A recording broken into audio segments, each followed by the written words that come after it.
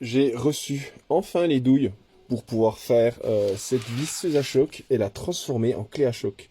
Pour celle-ci, elle a été faite très peu de fois par les internautes et du coup, je vais vous la proposer, du coup la modification. Donc d'origine, c'est un embout comme ça, hein, de clé de visseuse à choc en un quart. Et ben moi, je vais vous proposer de vous mettre une enclume comme ça. Par contre, pour la mettre, donc il vous faudra changer cette douille que vous allez pouvoir trouver sur Ali ou n'importe où, hein.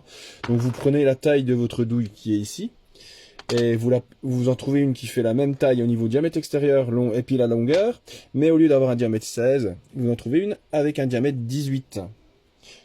Comme l'enclume qui est ici. Donc comme ça vous permet de mettre votre enclume ici.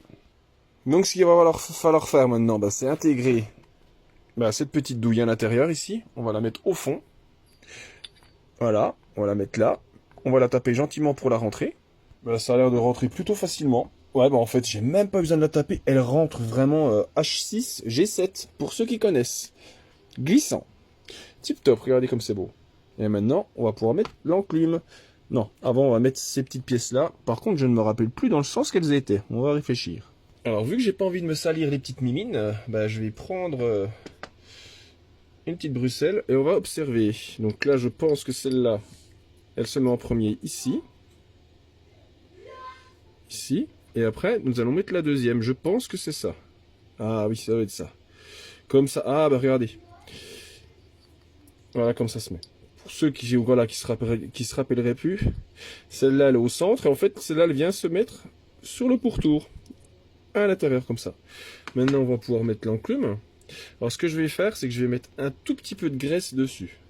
Alors, j'en mets pas trop, parce que j'ai pu remarquer, quand on en mettait un peu trop, on perdait de la puissance. Et moi j'ai mis la rondelle au milieu alors que j'ai pas mis l'enclume, j'aurai du mal de la rentrer dedans. Donc on va enlever. Non, en fait, c'est encore plus bête que ça, faut que j'agrandisse le trou. Parce que forcément, ça c'est fait pour une enclume diamètre 16. Ou ça se trouve, si je force, elle va peut-être rentrer. Je peux toujours essayer, hein. Je vais la rentrer en forçant. Voilà. Non, je vais devoir la couper un petit peu. Alors je vais la plier en deux. Et je vais prendre la petite pince comme ça. Et je vais passer de chaque côté comme ça. Et on va en enlever, on va essayer d'en enlever à peu près 2 mm. Hein. C'est pas super régulier. Vous avez vu mes belles... Elles sont belles, hein. C'est pas super régulier, mais je vais la regraisser un petit coup. Alors là, du coup, on va pouvoir la mettre avec l'enclume. Là, ce coup-ci, il n'y a pas de souci, ça passe.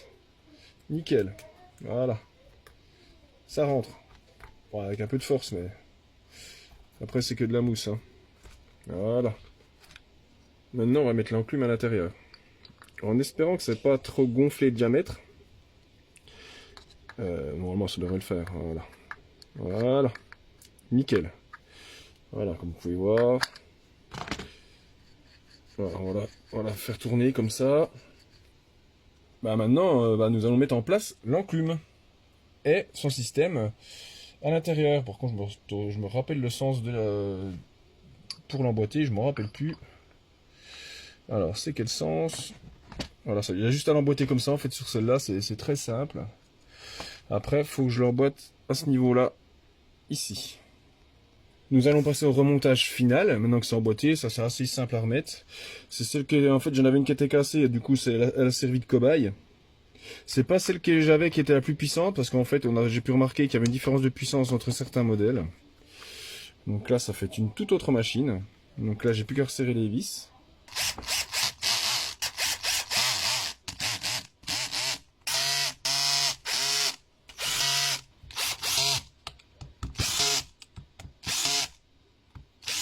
Voilà, c'est fait.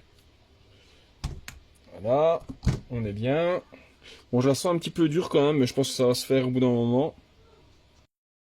Maintenant, on va mettre une batterie dessus pour voir si tout fonctionne. Tip top.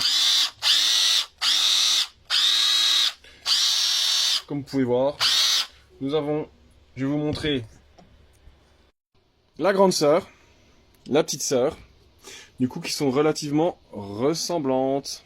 Bon, elle est quand même un peu plus petite. Écoutez, quand je pourrai, je vous ferai un test sur les écrous de voiture, voir si elle tient la route ou pas. Parce que la modification sur celle-là est vraiment minime. Hein. Si vous voulez une machine qui est quand même polyvalente, parce que du coup vous allez pouvoir mettre vos embouts à l'intérieur dedans sans problème, ainsi que des douilles, hein, comme sa grande sœur finalement. J'ai fait des petits tests. Bon, celle-là, elle est à peine moins puissante que les autres que j'ai. Là, j'ai une autre version qui est ici. Elle est plus performante. Donc là, je ferai sur celle-là aussi. Parce qu'en fait, j'ai encore une bague, comme ça, où je pourrais faire avec. Et il me reste encore une enclume qui a été modifiée, c'est-à-dire percée plus loin. Dès que je peux, je vous fais la suite. En tout cas, merci d'avoir regardé cette vidéo.